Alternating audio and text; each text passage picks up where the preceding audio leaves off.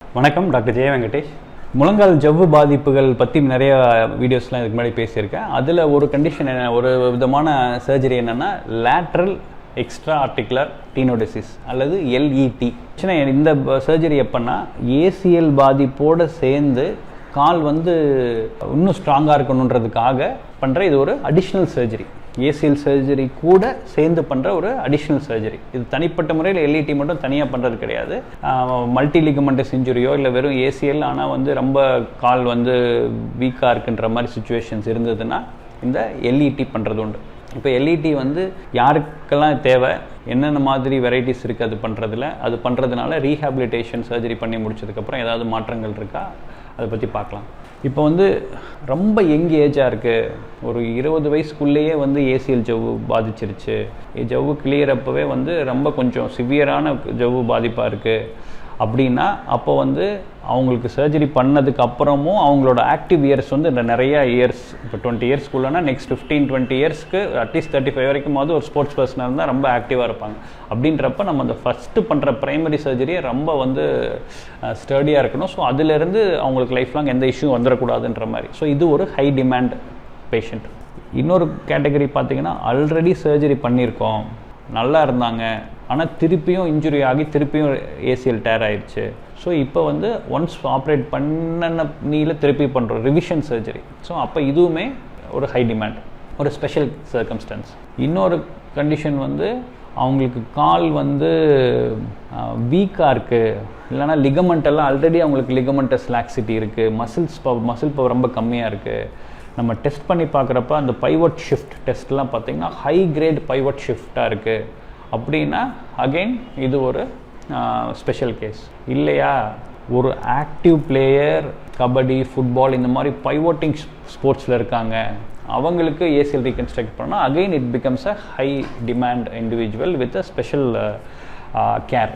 So இந்த மாதிரி சுச்சுவேஷன்ஸில் ACL பண்ணுறப்பவும் obviously எல்லா கேஸுமே இம்பார்ட்டண்ட்டான சர்ஜரி தான். அதனால் இப்போ நல்லா மெட்டிகுலஸாக craft preparation and craft fixation நல்லா இருக்கணும்.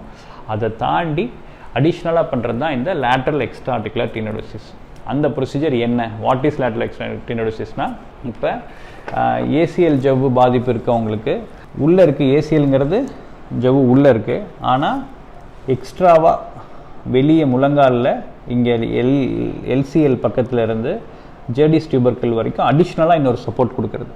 இயற்கையாகவே ஆண்ட்ரோலேட்ரல் லிகமெண்ட் அப்படின்னு ஒரு கேப்சியூலோட ஒரு ஸ்ட்ரக்சர் எக்ஸ்ட்ரா சப்போர்ட் கொடுத்துட்டு தான் இருக்கும். பட் ஏசிஎல் இன்ஜுரி ஆகிறப்ப அந்த பகுதியும் வீக் ஆகிருச்சுனா தான் இந்த மாதிரி எக்ஸ்ட்ராவாக பைவோட் ஆகிறதுலாம் உண்டு. அப்போ இந்த லேட்ரல் எக்ஸ்ட்ரா ஆர்டிகுலர் டீனோடெசிஸ் பண்ணுறது உண்டு.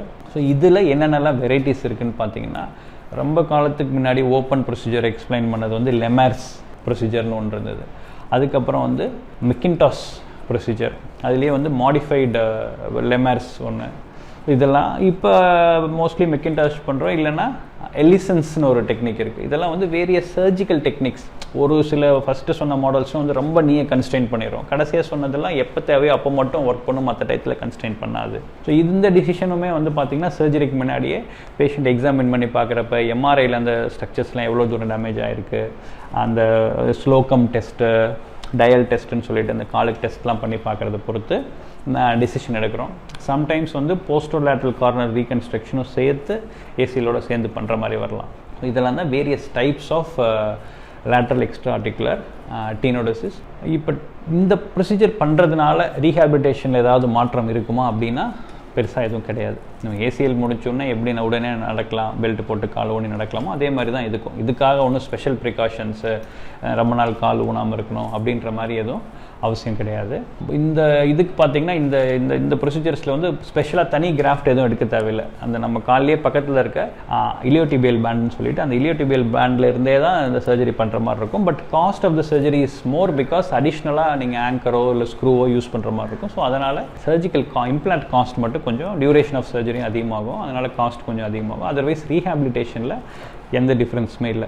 ஸோ உங்களுக்கு ஏதாவது டாக்டர்ஸ் இந்த மாதிரி எல்இடி பண்ணணும்னு அட்வைஸ் பண்ணியிருந்தாங்கன்னா கண்டிப்பாக டியூ டெலிஜென்ஸ்க்கு அப்புறம் இது தேவைன்னு முடிவு பண்ணி தான் அவங்க சொல்லியிருந்திருப்பாங்க. So you can go ahead with that procedure. All the best. Thank you.